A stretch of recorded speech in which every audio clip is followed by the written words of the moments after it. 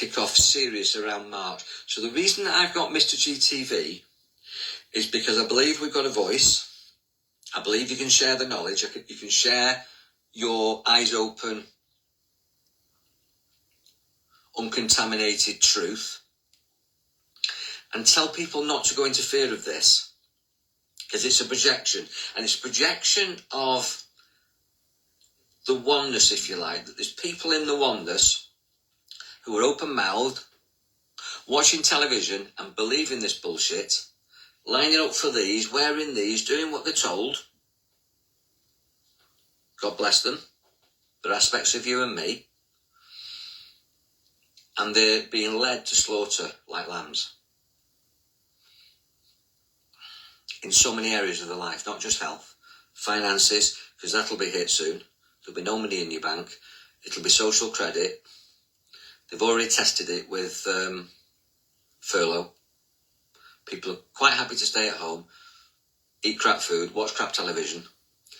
And our experience is being shrunk. Our world is being shrunk.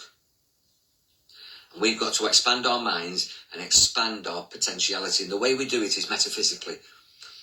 So everything I'm posting at the moment is going to be about colour, sound, vibration, love, radiation, healing, breathing, experience, imagination, because we're being socially engineered. But we can use engineering for us, and we can use what's called imagineering. That anything you can imagine, you can bring into manifestation. It goes from imagination to manifestation, and I've proven that so many times with my hypnosis, one-to-ones and street hypnosis, demonstrations with clients, where they could take an aspirin or a paracetamol or a painkiller, and they perceive that they get a benefit. But I can do that with hypnosis, and they get the benefit. I could get a glass of water, cheers, and tell them that's vodka, or Bacardi, whatever your tipple is, or gin.